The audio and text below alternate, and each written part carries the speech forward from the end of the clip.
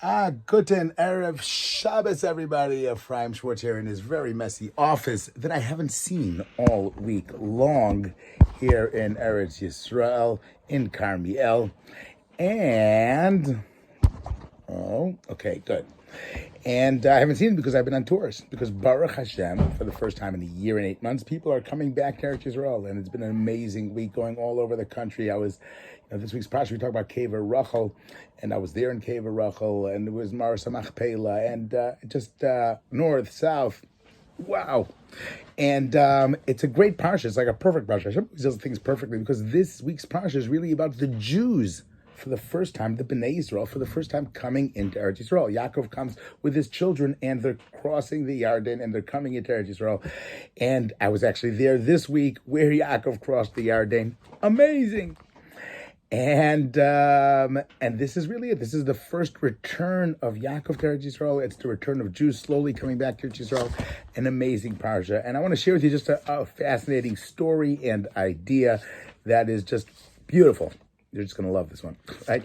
But it starts off, Vayishlach Yakov Malachim, that Yaakov sends before him angels to his brother, to Esav, right? And the question, Rashi notes in there, what are these angels? What about Malachim? Are they angels? Are they messengers? Rashi says, Malachim Mamish, they are original. These are the real deals. These are the angels. Interestingly enough, why would Rashi say that he sends angels instead of messengers? Because the truth of the matter is, the last pasuk before this one is talking about angels. Yaakov goes to his place and he bumps into the Malachei Elohim, and Yaakov says, so Yaakov bumps into angels, and he sends them. Question, of course, being, why is he sending angels? You're sending messengers. You're sending angels to your brother Esav. What's the pshat? Some people go ahead and suggest that the reason why he's sending angels is because nobody in their right mind wants to go to Esav with 400 men. There's a huge army there. You don't send regular people. He needs to send, somebody that has some divine energy to him that can survive Esav. And it says, one of the Midrashim, in fact, says that Yaakov tried sending his regular men, but they all backed out. They all resigned. So Yaakov has no choice. He doesn't send his Avadim. He sends Malachim, real angels. Now, who are these angels? Right? The angels, we're told, are the angels, Rashi in the last week's Parsha said, they were the angels of Eretz Yisrael that come into Chutz La'aretz. Okay, they came out of Eretz Yisrael to greet Yakov Avinu and to bring him back to Eretz Yisrael. Okay, so these are Israeli angels, and he's sending them, the Israeli angels, up ahead of him to go to Esav. And what is the message that he tells them? He says, Im Lavan Garti, with Lavan I have gone ahead and lived. And Rashi tells us, Lavan Garti, I went ahead and I lived with Lavan. V'taryag mitzvahs shamarti. I went ahead and I kept the 613 mitzvahs. Famous Rashi. You guys all know that Rashi. Question, is that really true? Did Yaakov keep the 613 mitzvahs? Really? Yishuv Eretz Yisrael? Maybe in the Chutzars you forget that that's really a mitzvah, to live in Eretz Yisrael. He didn't keep that mitzvah of living in Eretz Yisrael. Truth is, he didn't keep Kibbud Aveim either. He's living in Chutzars. Okay, so what's that? How does that mean that he kept the 613 mitzvahs if he wasn't fulfilling the mitzvah of living in Eretz Yisrael? Meaning the tourists that came in this week for the first time, walking the land, eating the fruit, to keep Mekayim Yishuv Eretz Yisrael. How is it that Yaakov tells Esav what seems to be a lie? I kept the 613 commandments. So the Imrei Nayam says something fascinating. He says, you know what he did? He in fact did, because who are the angels that he said? He says they're not the angels of Eretz Yisrael, but maybe they are, we'll see, right? But they were the angels of Shabbos.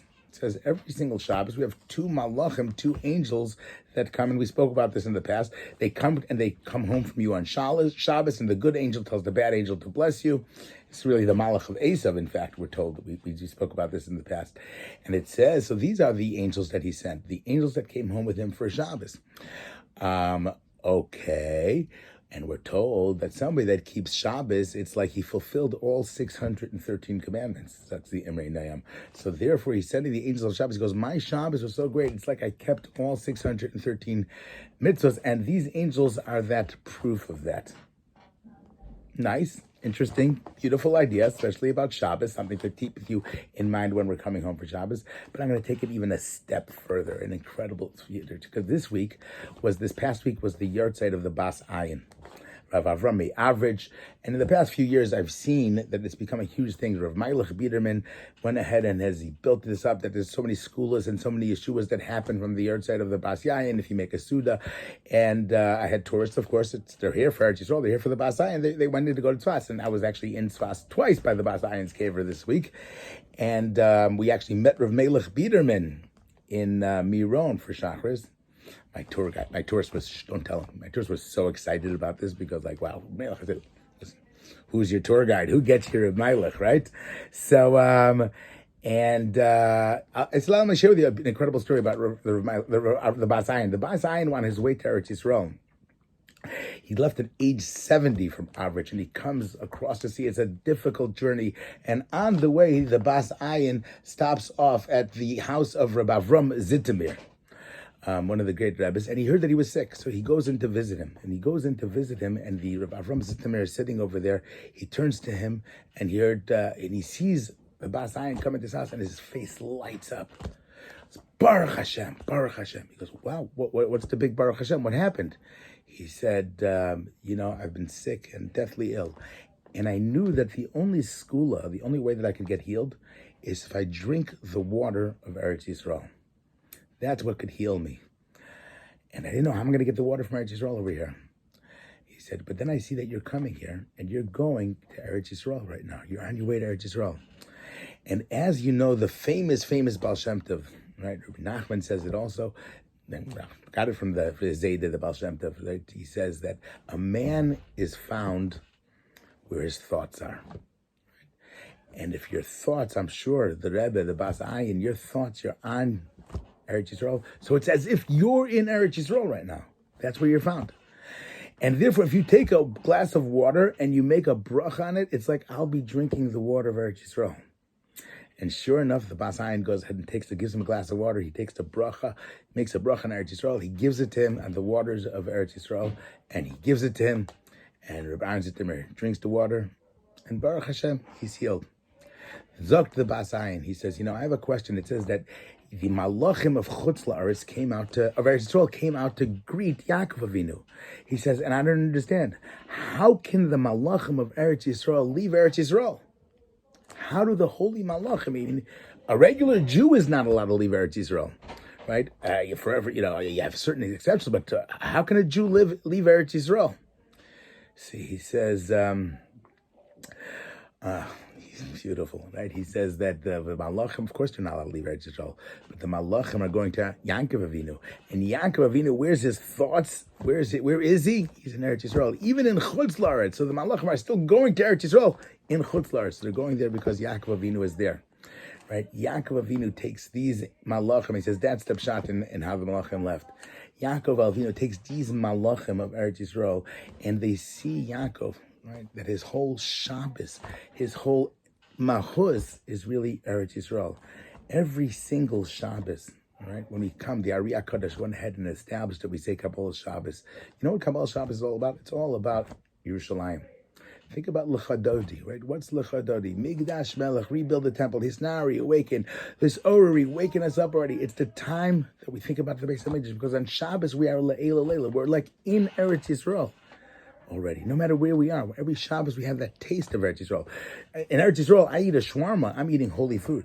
Especially in Shemitah, we appreciate that so much more. Everything is holy in this country. You go to Chutz La'aretz, a shawarma is a shawarma. Right, the wheat comes from Kansas over there. Right, the basar comes from animals that are fed. Here it's kadosh. Right, here it's food, and you know what?